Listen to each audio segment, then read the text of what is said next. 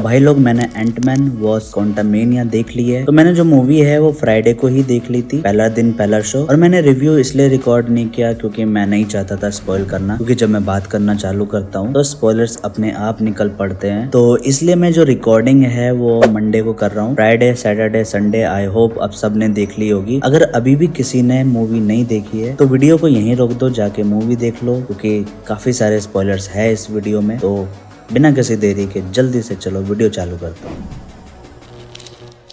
तो story same है जो कि हमें ट्रेलर में ही दिखा दी गई है कि कैसी क्वांटम रिल्म में संदेश भेजती है और उसको खींच लिया जाता है क्वांटम रिल्म द्वारा। और इसमें कोई भी 10 रिंग्स का रेफरेंस नहीं है। मैंने अपनी पुरानी वीडियो में बताया था कि 10 रिंग्स जैसा कुछ हो सकता है, क्योंकि सैंग-ची के लास्ट सीन में वो सिग्नल एमिट कर रहा होता है। तो मुझे लगा कैंग की जो रिंग्स है वो सेम टू सेम, क्या पता सैंग-ची की रिंग्स हो। तो ऐसा कुछ भी नहीं था मूवी में। मूवी देखने से पहले रॉटन टोमेटोज के रिव्यू मैंने देखे, चेक करे थे, तो भाई इतनी गंदी रेटिंग दे रखी थी इन्होंने। और ये देख के मेरा मूड ऑफ हो गया था और डर सता रहा था कि कहीं ये मूवी भी थॉर लव एंड थंडर की तरह ना लगे, क्योंकि थॉर लव एंड थंडर का ट्रेलर बहुत ही अमेजिंग था, पर पिक्चर ने जो काटा था वो डर सता रहा था। पर जब मूवी देखना चालू करा तो भाई मजा आने लग गया। और जितना बुरा स्कोर रॉटन टोमेटोज ने दिया है भाई, उतना तो मूवी डिजर्व नहीं करती, क्योंकि देखा जाए तो मूवीज में फ्लॉज तो है। मूवी PG-13 है और जो चीज ऑफर करनी चाहिए थी वो ऑफर नहीं कर पाती है, पर इतनी बुरी भी नहीं थी मूवी। देखने में मजा आता है। कैंग सही में बहुत ही निखर के इन्होंने दिखाया है। जोनाथन मेजर भाई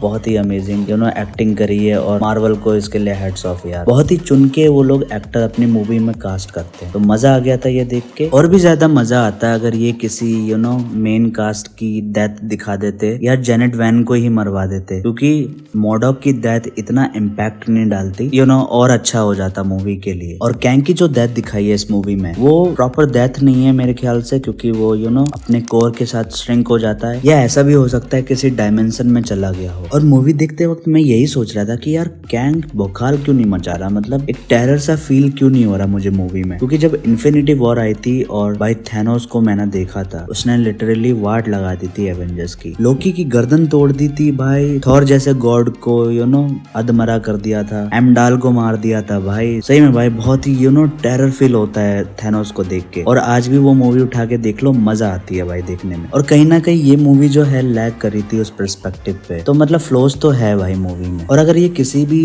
मेन कैरेक्टर की डेथ दिखा देते तो मजा आता। तो कैसी लैंग को ही मार देते भाई, वैसे भी कोई खास एक्टिंग कर भी नहीं रही थी, तो मजा आ जाता, मतलब लगता कि हाँ मूवी सीरियस है थोड़ी। पर मूवी के स्टार्टिंग में ही भाई जो एक सीन मुझे देखने के लिए मिला वो देख के मजा भी आया और लगा कि हाँ मार्वल कुछ कुछ सीन अपने मूवी में रिपीट करता है, जैसे कि जब वो क्वांटम रिल्म में जा रहे होते हैं और स्कॉट लैंग अपने आप को बड़ा करके अपनी बेटी को बचाता है। सेम सीन हमें देखने के लिए मिला था कि जब हल्क आयरन मैन को बचाता है। अगर पूरी मूवी में याद करने लायक अगर कोई चीज है तो वो कैंग है भाई जोनाथन मेजर क्या एक्टिंग करी है, सही में मजा आया देख के। देखा जाए तो सारी लाइट वो लेके जाते हैं अपने साथ। इवन आप थिएटर से बाहर भी आओगे ना तो आपको अगर कुछ याद रहेगा तो कैंग ही याद रहेगा, बाकी अगर कुछ याद करने जाओगे तो आपको सोचना पड़ेगा। तो मुझे तो मजा आया देखे, खास करके उसकी जो चेयर है भाई, ऐसी चेयर अगर मेरे पास होती तो मैं सही में सब्जी खरीदने चला जाता, मतलब उड़ने में आसानी होती है तो जोक्स असाइड, तो मूवी में हमें अच्छे से बताया गया कि भाई कैंग के खुद के जो वेरिएंट है उन्होंने ही उसको क्वांटम रिल्म में डाल दिया था, और क्वांटम रिल्म में टकराते ही उसके चेयर का जो पावर कोर है वो खराब हो गया होता है। इसके वजह से वो multi dimensional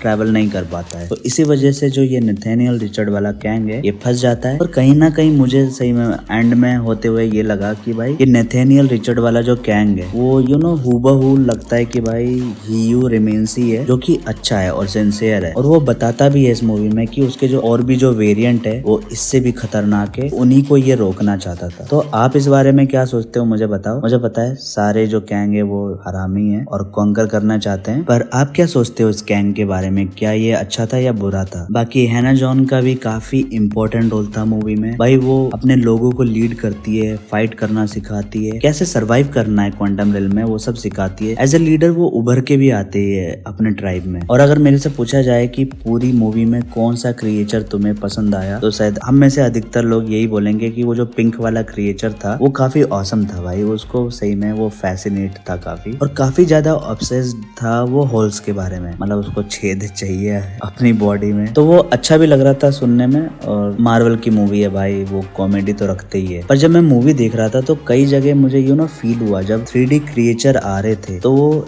kind of blend नहीं हो पा रहे थे सीन के साथ। तो शायद ऐसा हो सकता है क्योंकि इन्होंने वॉल्यूम टेक्नोलॉजी का इस्तेमाल किया है। कई जगह जो लाइटिंग थी वो बहुत ही परफेक्ट थी, पर 3D क्रिएचर के ऊपर जो लाइटिंग आ रही थी बहुत ही फेडेड सी लग रही थी और ओरिजिनलिटी महसूस नहीं हो रही थी उस लाइट में। और अगर मूवी में कोरिस्टॉल के मॉडॉक के बारे में बात करी जाए तो भाई ओरिजिन इन्होंने चेंज कर रखा था। और ऊपर से इसका जो फेस था भाई इतना फ्लैट क्यों था, मेरे तो पल्ले नहीं पड़ा। क्योंकि कॉमिक बुक में मॉडॉक का जो फेस है वो काफी जैगी फॉबली थोड़ा खराब सा ऑर्गेनिज्म टाइप का फेस होता है, पर यहाँ पे काफी फ्लैट चिकना आप कह सकते हो, एकदम चिकनो मॉडॉक ये लग रहा था। सो कोरिस्टॉल वाला जो मॉडॉक है वो क्वांटम रिल में मर जाता है। आखिर में वो एंटमैन का साथ देता है और उसकी जो डेथ है वो काइंड ऑफ इम्पैक्ट नहीं डालती है मूवी में, जहाँ तक मुझे लगा। पर देखते हैं आगे जाके भाई कुछ अच्छा हो सकता है, मॉडॉक का रियल ओरिजिन हमें देखने के लिए मिले। मैंने अपनी पुरानी वीडियो में इसको डिस्कस भी कर रखा है। यहाँ पे मेरी थ्योरी सच भी होती है, अगर आपको नहीं पता तो मेरी पुरानी वीडियो देख लेना। और उस वीडियो में मैंने बोला था कि शायद मॉडॉक मर सकता है और ये लोग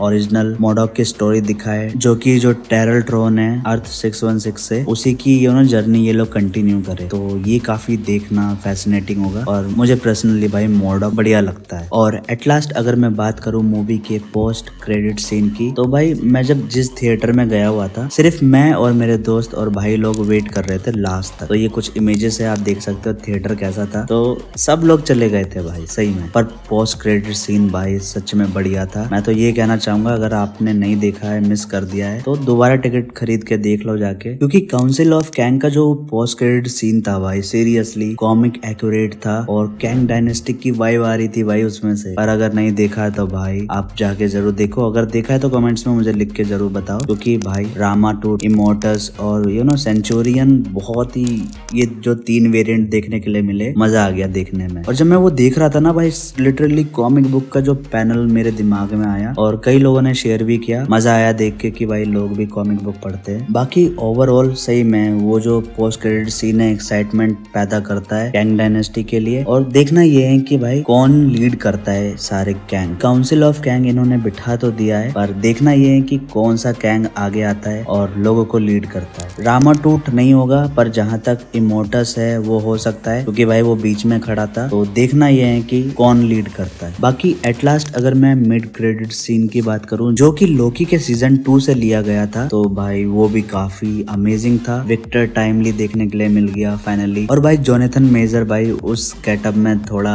अलग लग रहा था सही में। इस बंदे में बात तो है भाई। कैंग के इतने सारे वेरिएंट्स को पुल ऑफ करना कोई मामूली बात नहीं है भाई। सबकी एक्टिंग अलग है, सबके थॉट्स अलग है। मजा आया देख के। मैं सही में लोकी सीजन 2 के लिए बहुत ज्यादा एक्साइटेड हूँ। और आप लोग मुझे कमेंट्स में लिख के बताओ कि आप कितना एक्साइटेड हो MCU के फेज 5 के लिए, क्योंकि भाई फेज 5 स्टार्ट हो गया है और हमें जो MCU के प्रोजेक्ट है वो काफी डिले देखने के लिए मिलेंगे, क्योंकि भाई वो क्वालिटी में ज्यादा ध्यान देने वाले हैं। तो मजा भी आएगा, फैन थ्योरी डिस्कस भी कर सकते हैं। तो अगर आप यहाँ तक मेरे साथ जुड़े हुए हो तो भाई चैनल को सब्सक्राइब करो और सपोर्ट दिखाओ अपना, औरों को भी शेयर करो ताकि रीचेबिलिटी मेरी बढ़ जाए। क्योंकि मेरा जो चैनल है आप लोगों पे ही डिपेंड है। अगर आप लोग सपोर्ट करोगे तो चैनल आगे बढ़ेगा। सो दैट्स बीन सेड, मैं इस वीडियो को यहीं पैक करता हूँ and I will catch you in the next one. Till then दोस्तों, stay tune with me and stay awesome with films review Adda. Cruise on the high road, dodging the potholes, tied up and I'm blindfold. She got me going psycho. I walk on a tightrope, my feet getting ice cold, my head spinning like a cyclone.